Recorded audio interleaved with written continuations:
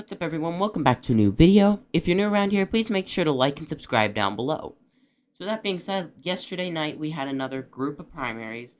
We had Arizona, Kansas, Illinois, Ohio, and Florida.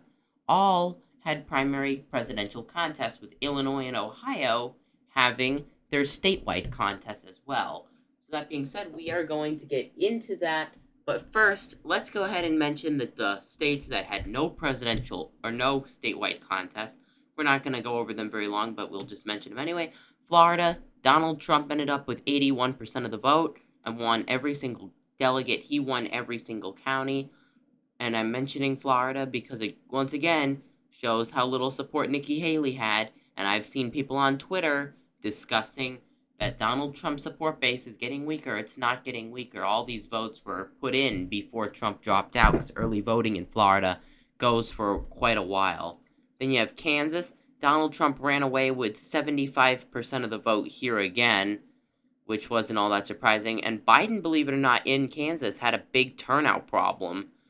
He only got 35,000 votes, whereas Donald Trump got 70,000. Yeah, it was a primary election with low turnout, but none of these names shown below got 4,000 votes, which none of these names shown actually won a handful of counties, surprisingly.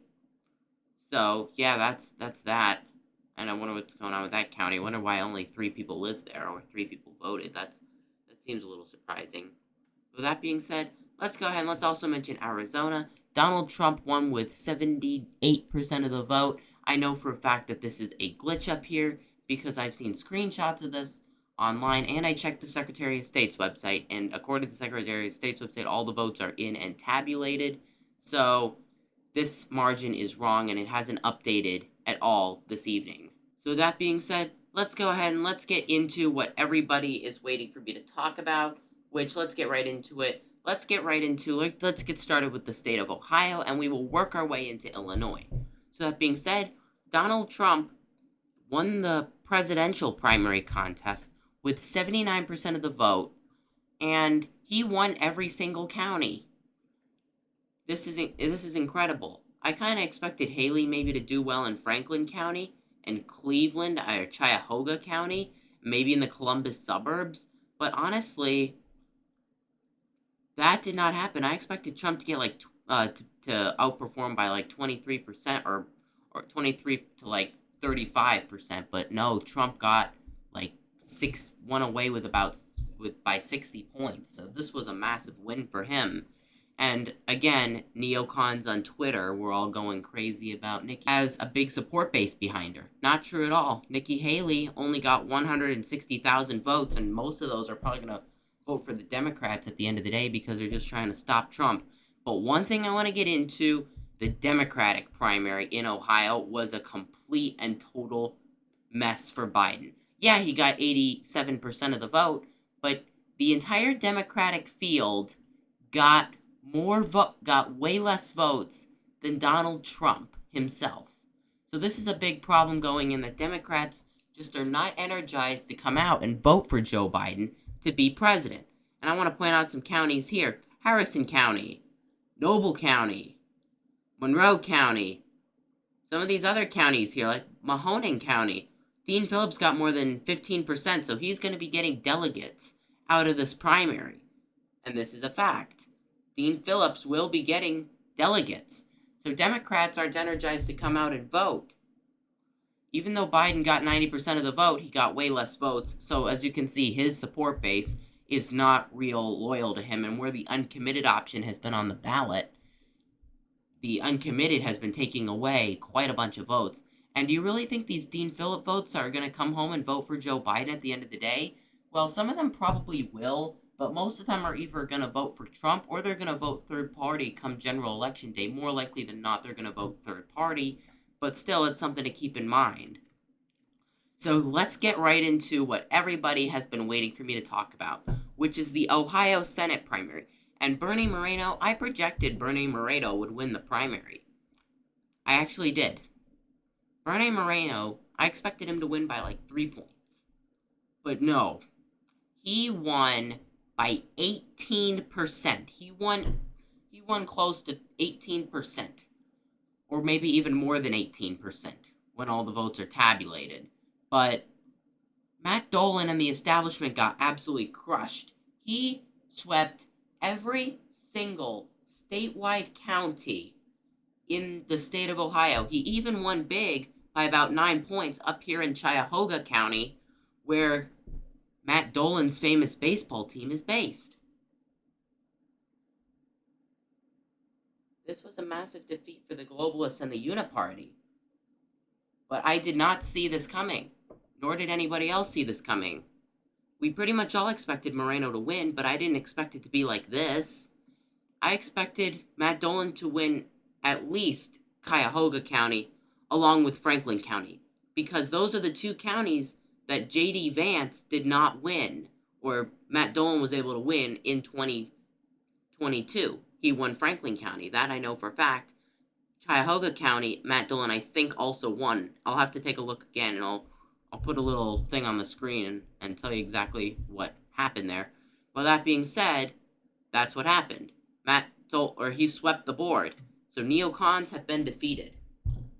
So now, let's move on to the congressional primaries. But before we do that, Sherrod Brown was uncontested, but we actually have results for this primary that I'm going to pull up and show you all real quick. Then we'll move on to the congressional primaries. So this is the only real place you can find results for the amount of people that voted in the Ohio Democratic primary. Sherrod Brown won 529,497 votes.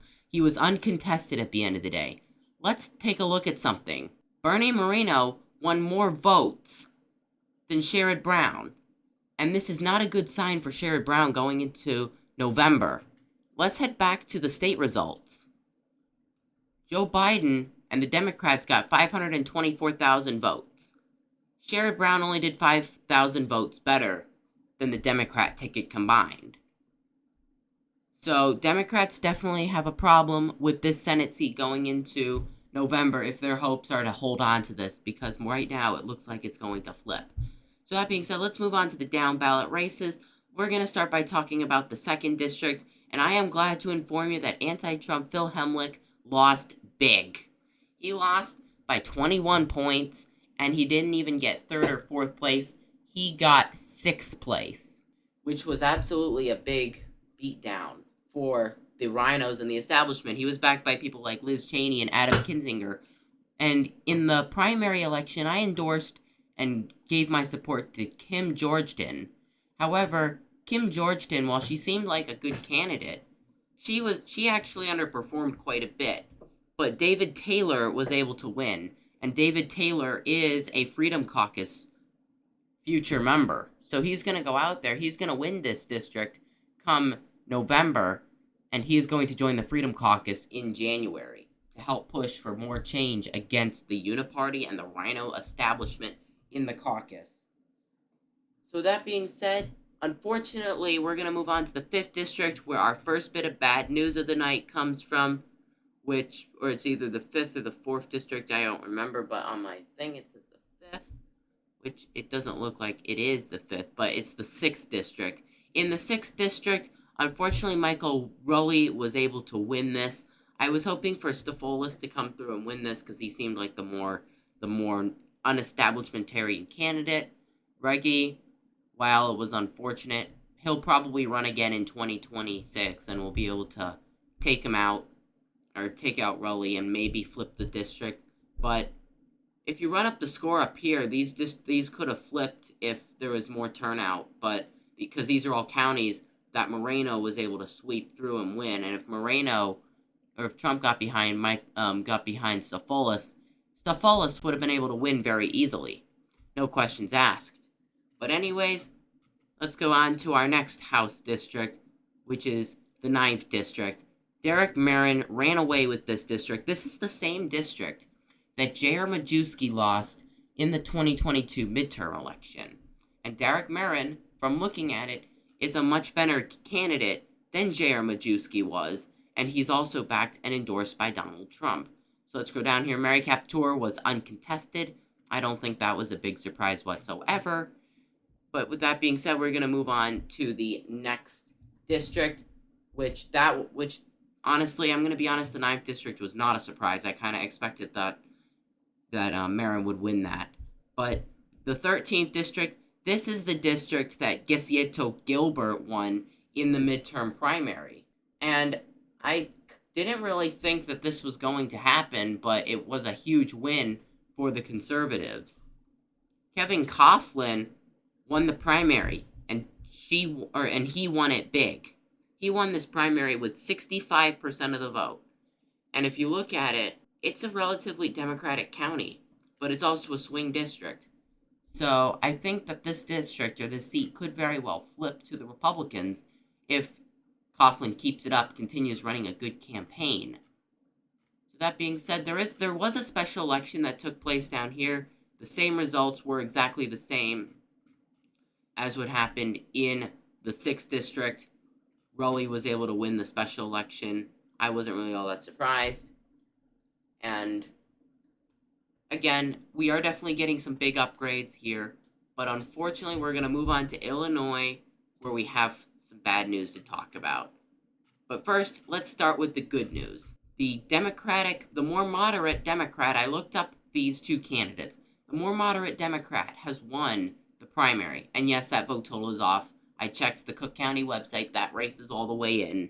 But Clayton Harris III is very left.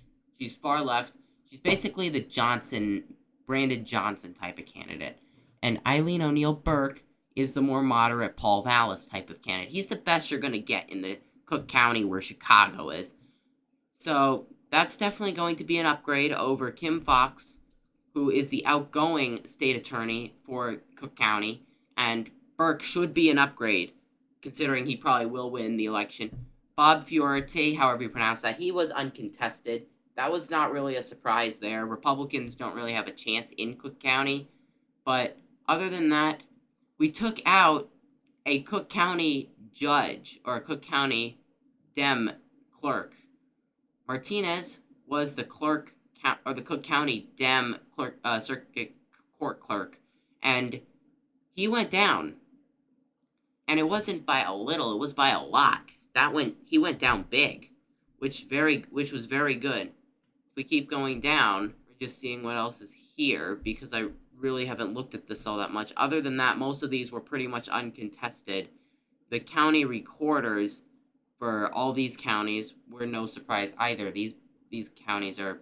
The only big difference is that in DuPage County, Chaplin took out the incumbent by about 21 points, which was actually not that bad. That being said, unfortunately, we are going to talk about what everybody is probably waiting for in the state of Illinois, which unfortunately is the 12th district. We got some bad news here. Mike Bost won the primary in the 12th district of Illinois. Well, this was quite unfortunate. Darren Bailey, he had a good run. It just shows that Mike Bost is really not that popular. Darren Bailey did very well over here. And then Bost did pretty well here. Bost did not earn that Trump endorsement whatsoever, but he got it anyway, which is how he was able to propel to victory. But Trump's endorsements, I'm being honest, have been really bad lately, and that is true. But he should probably have thought a little more closely and endorsed Bailey, but he probably didn't endorse Bailey after seeing his 12-point governor defeat in the governor's race in 2022. But he should have maybe thought, okay, this is a little bit of a different demography. Bailey's more conservative than Bost, and Bost should learn from this and be like, okay, there's some primary competition. Looks like I'm not as popular as people thought I was, and I need to prepare so that way I don't get primaried out in the next Congress, the 120th Congress. So he should definitely take that as a wake-up call and definitely push for a new way of doing things.